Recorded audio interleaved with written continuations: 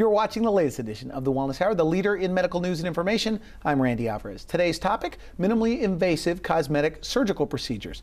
My first guest is a board-certified facial plastic surgeon who is one of the pioneers in minimally invasive techniques to improve your appearance. If you want to look younger, my advice, stick around for the latest edition of the Wellness Hour.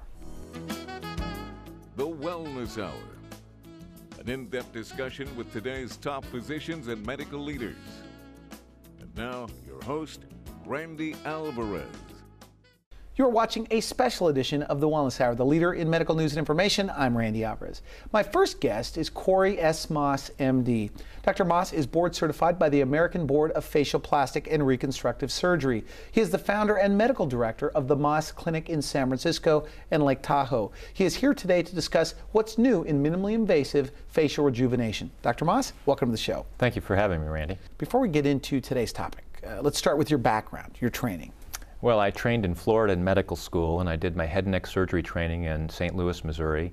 I came to California, did my fellowship training in facial plastic and reconstructive surgery, where I stayed on the faculty at the University of California, San Francisco for about 12 years, teaching residents and medical students as well as fellows. You're teaching facial plastic there? Facial plastic surgery. For the last 12 years?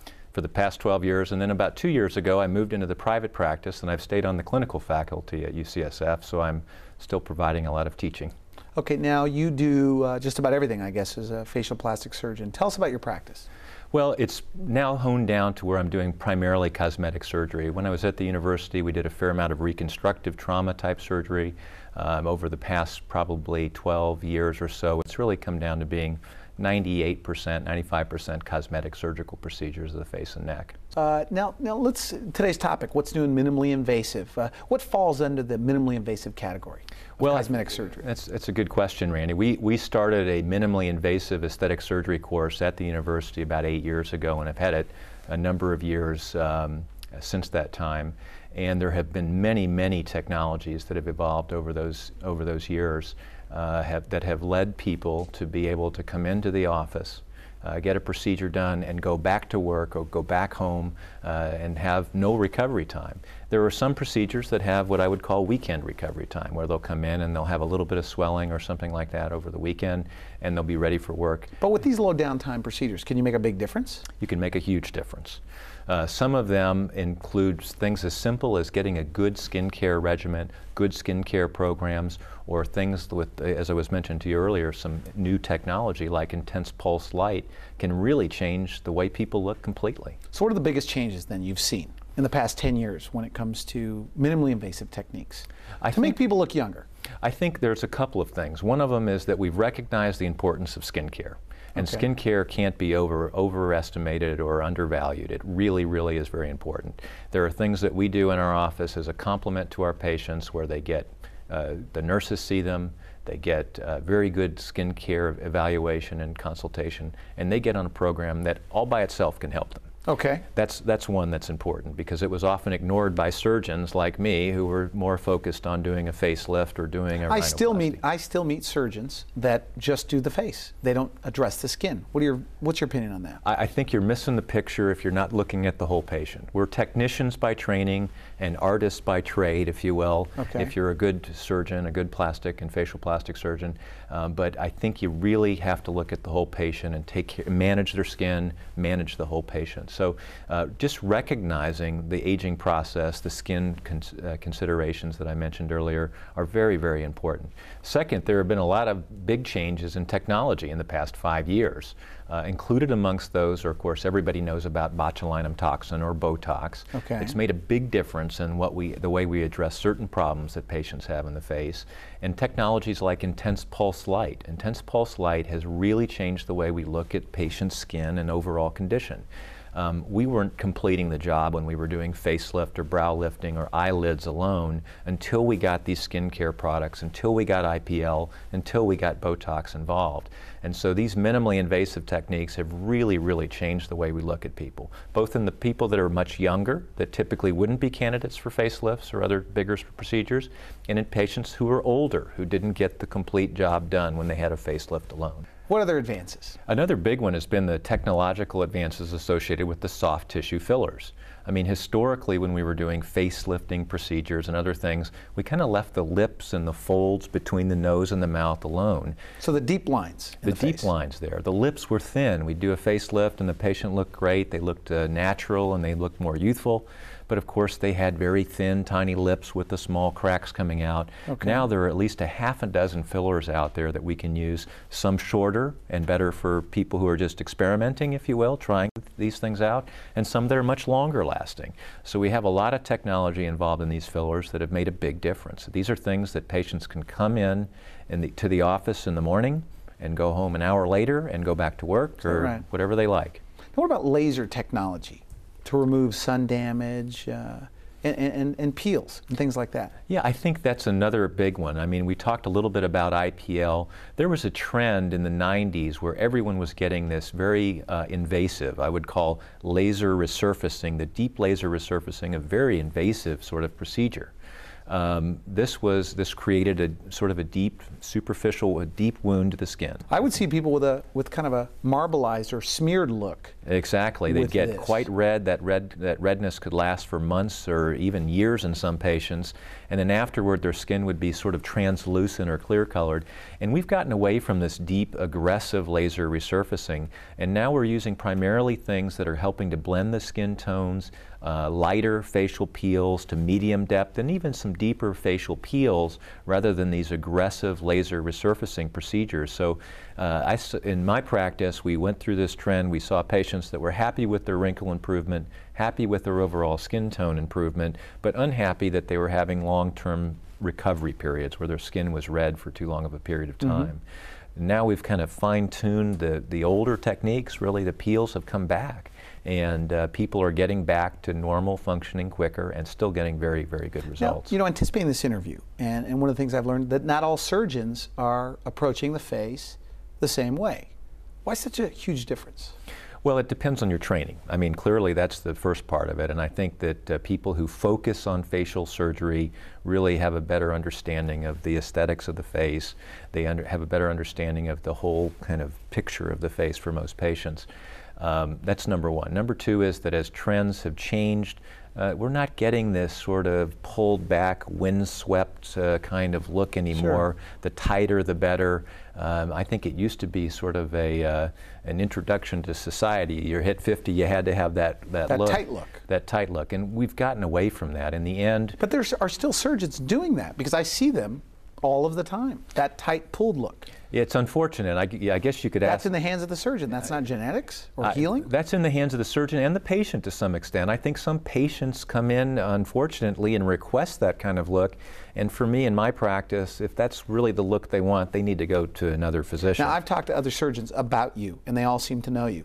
And they say when you want a natural facelift, you go to see Dr. Corey Maas. That's the strategy. If you want natural, natural is the key. And I tell most of my patients, in fact, all the patients that come in asking for facial surgery, if you come out of this surgery looking like you had plastic surgery, then I failed, and I don't like to fail. So if we can agree that a very natural, youthful look is the way to come out of surgery or any procedure that we're doing, then we're going to be happy. Now, we've invited you on the show today to talk about minimally invasive procedures. I guess there are people that go to you and say, Dr. Maas, I need a facelift. And they're wrong, maybe. Sure. Does that happen frequently? Sure. I think a lot of people come in and sort of self-diagnose or don't really understand the procedures that are available. And it's my job to go through sort of the aging process. But is that common? People think that they need a facelift and they don't? Oh, very common. I mean, I think the term facelift for most people is a very generic term. I don't think a lot of people don't understand what it is. And so my job is to talk to them about what facelifts can do, what fillers can do, what Botox can do, all these things that address their concerns. So the first step in talking to a patient for me is to find out what bothers them. And if they come in with a specific request for a procedure, I still kind of go back and I say, well, let's first find out what's bothering you. What do you want to fix? Well, let's start there then. What are the common things? I mean, where does it begin? They say they look tired, they look old. What are they saying to you? Well, typically the face ages in a chronological fashion from top to bottom, if you will. Typically we see some hooding over the eyelids. coming down first. The skin comes down and the lashes start to get obliterated. You see the eyebrows starting to droop, some fine lines developing, crow's feet, if you will, is a common term for that. Those are the things that happen early on. Next, we'll see folds developing between the nose and the mouth. We'll see some thinning or fine cracks around the lips, and then a little bit of sagging in the neck area. These are the early stages of facial aging, and they can happen anywhere from the 30s on, really. It just depends on, there is a genetic factor. So it depends on sort of sun exposure, genetics, and the patient's Are the patients getting younger and younger, older and older, that are going in for, to look younger? I would say probably that people are coming in, at least for consultations, at a much younger age now, knowing that there are these minimally invasive procedures that are available to them, so they don't have long recovery times and that they don't have to look like they had plastic surgery. Okay, let's start with Botox. And we've talked on the phone, and you say not everybody's doing Botox the same, that there truly is a science behind the application of Botox. There's no question. Is that right? It's being offered in medi spas and salons on every corner in San Francisco and probably everywhere else now. And I would just advise people to understand that this is a pharmaceutical agent. It is technique sensitive, and there's a great deal of artistry in it providing it appropriately. You really, really have to be careful. Well, give me an example. There's artistry. Artistry, actually, I'm sure you've seen a patient or a person at a party or something that has her eyebrows lifting up in the corner. She looks like Spock, or what I call a bright-eyed look, sure. Yeah, well, there's a bright-eyed look, and then there's sort of the strange look. A scary look, I've seen that too. The scary look.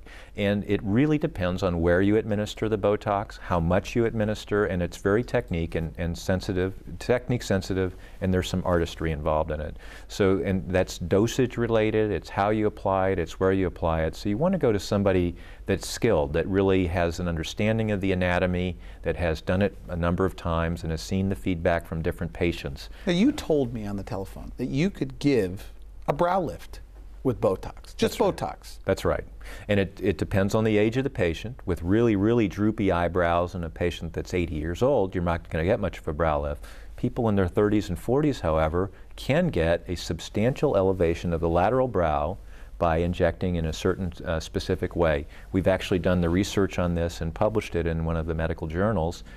Started a trend which is widely accepted. You wrote the paper on Botox. Is that right? We wrote this paper probably 6 or 8 years ago now, and we did a controlled study. We looked at it, we evaluated patients in what we call a blinded fashion, meaning we don't know how much it was given, we don't know what their measurements were before, but we knew what the measurements were, when we measured them afterward. Okay. And we compared the two of them and showed a highly statistical difference between the brow position before the treatment and after the treatment. So in your practice, what are you using Botox for?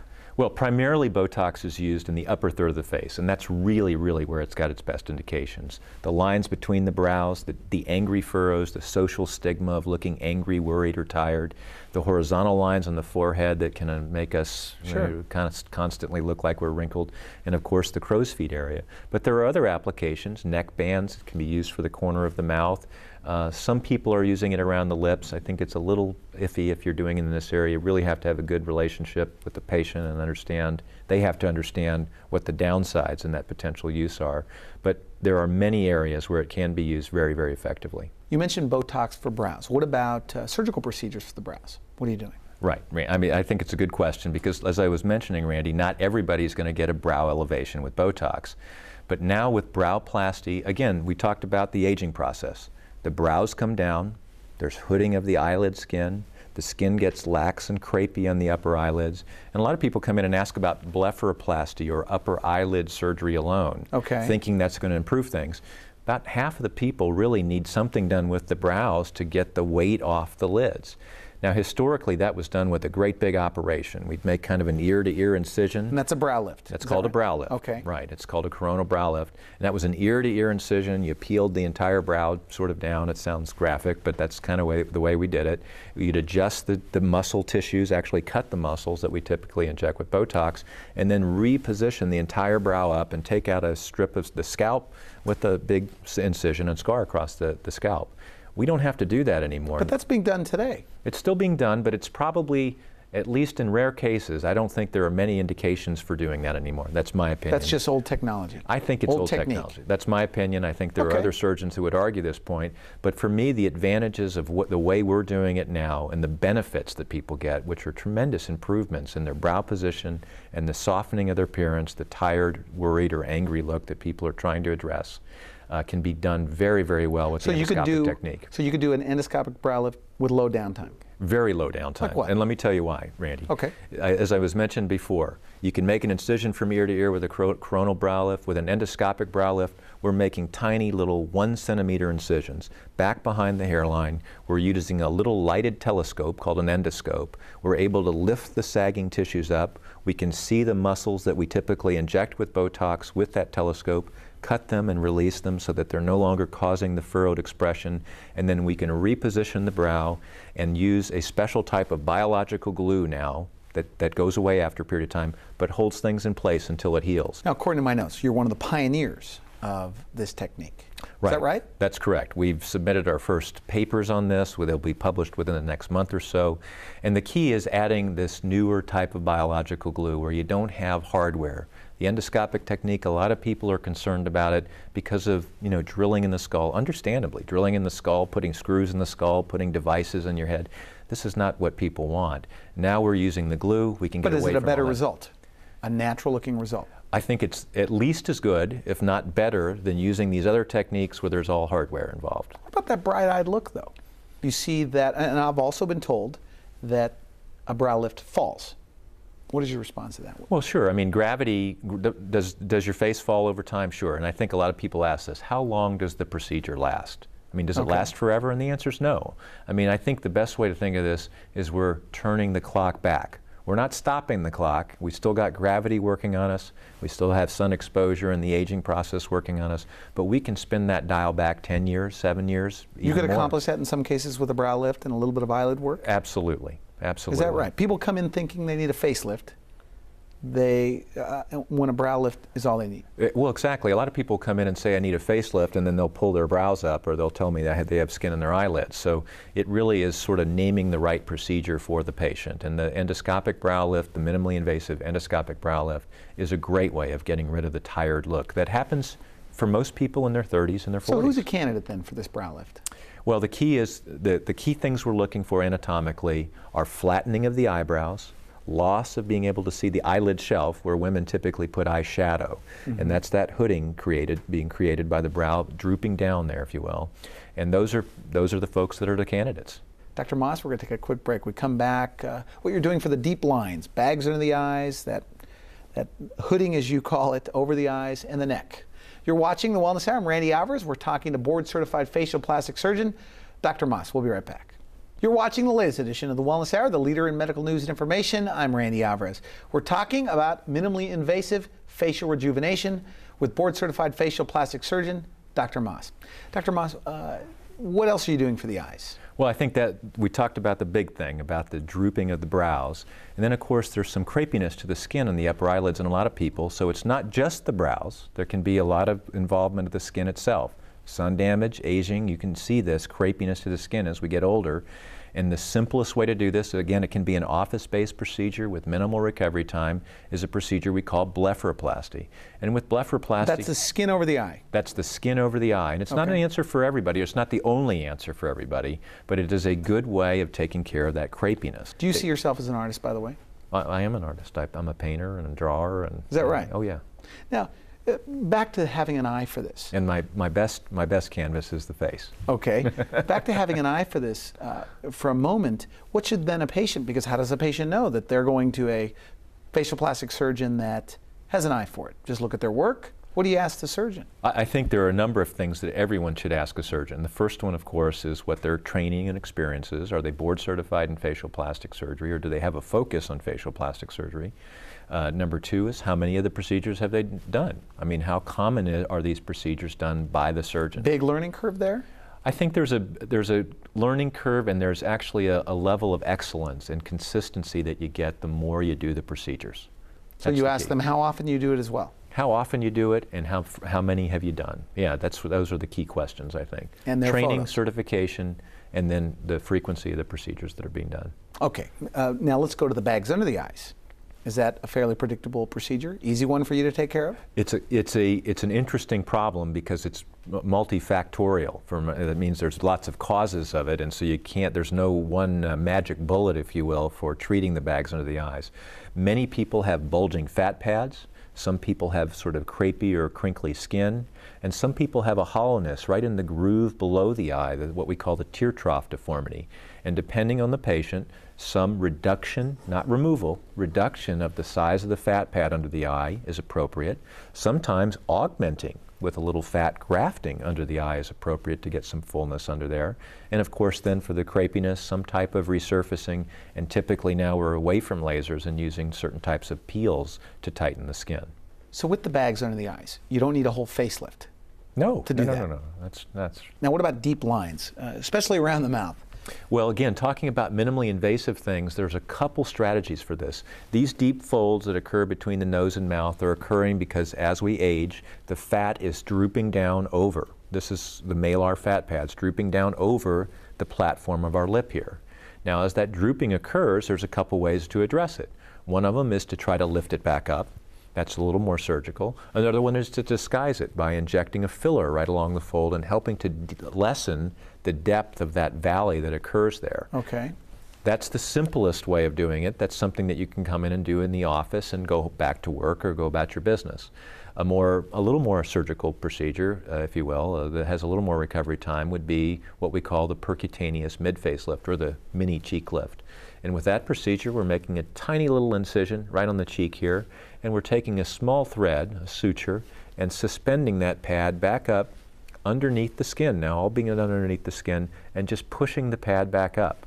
That's something that can be done in the office, has a day or two of swelling and recovery time. So somebody, again, goes in on a Friday and they're back to work Monday, Tuesday? And a long-lasting result and rather than a filler. Mid-facelift? Yes, you call it? We call it a mid-facelift, and it's done percutaneously, which means that they're tiny little incisions.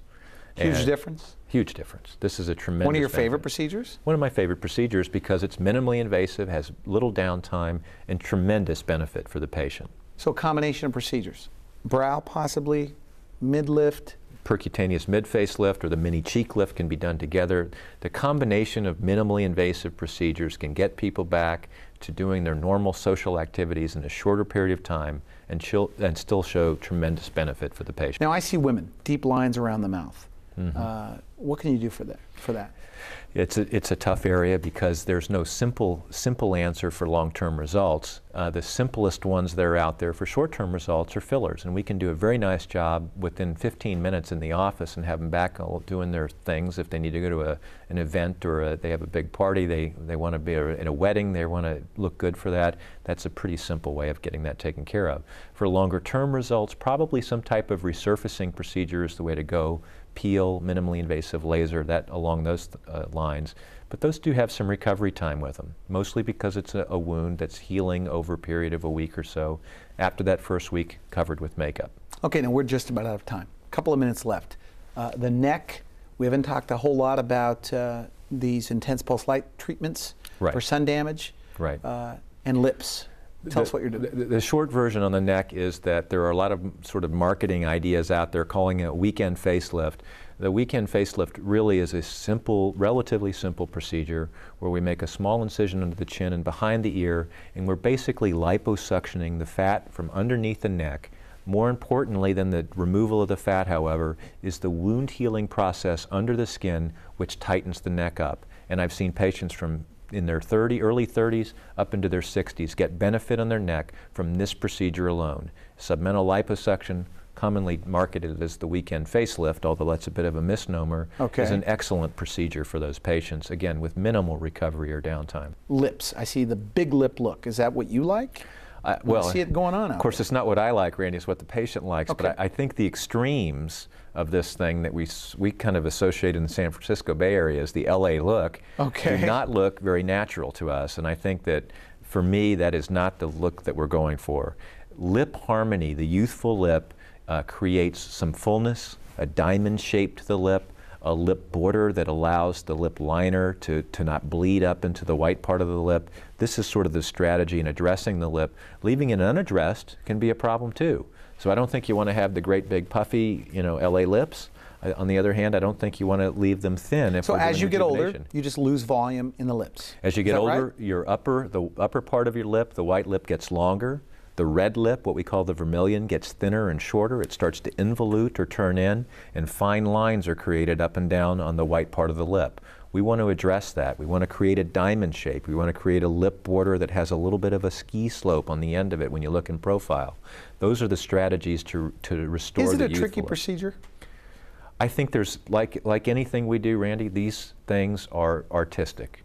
I mean, anybody can take a syringe of something and inject a gob of it into your lips. It really takes an artist, some artistry beyond the technical part of it to make sure that it looks good and looks natural for the patient. That's very, What very could go important. wrong, by the way, in the hands of an inexperienced surgeon? Well, one of the things that I see with some frequency that people are injecting all kinds of things in the lip. They can get granulomas, we call them, little bumps in the lip, or nodules in the lip. You can see asymmetries in the lip with these different injectable materials. Certainly infection and all these kinds of things can happen in the wrong hands.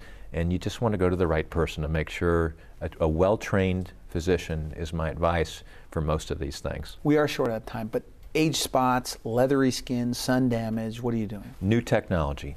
The intense pulse light has changed the way we think about these things. Okay. Used to be creams alone. That was all you had. Took months if they ever worked. Patients can come in now with intense pulse light treatments done in the office. Takes 15 minutes to 30 minutes to be done. Patients can walk out with what looks like just a very light sunburn, and in weeks those deep dark age spots are coming off. So as you get older, I guess pigment comes to the surface of your skin? Brown, red? As you get older, the pigment producing cells in your skin, called melanocytes, are damaged. As they're damaged, they produce more of the brown pigment, and they don't do it uniformly. They do it in little splotches. So you get an uneven color of the skin. You get uneven coloration. You get dilation, or what we call telangiectasies, or the little blood vessels in the skin. These are reactions to sun damage. We can treat all of those with intense pulse light. So with IPL, gone? IPL, gone. Is that right? It's phenomenal technology. What are the other benefits of this intense pulse light? There are some potentially and wonderful other benefits, including reducing pore size, which many, many people have a problem with. They can improve the texture and tone of the skin, and just overall the coloration of the skin, just making it a much smoother, blended looking color rather than having splotches of red and brown everywhere. Now you talk a lot, and we've talked off camera a lot about harmony, creating harmony. We really have probably about a minute left. Give us a recap. Your overall approach, philosophy to help someone look younger. Well, I think the strategies are skincare, appropriate natural look, minimally invasive procedures can do a lot. It's not for everybody. I'm not saying, Randy, that we're replacing facelifts or other things, but it's a very, very effective way of doing it. Skincare, minimally invasive procedures, natural look. Great. I want to thank you for coming on the show. Very interesting. Thank you, Randy. You've been watching The Wellness Hour. I'm Randy Alvarez. If you would like information about future airings of this program or other show topics, visit our website at wellnesshour.com. For now, I wish you good health. Thanks for watching The Wellness Hour, the leader in medical news with your host, Randy Alvarez, the authority on health issues.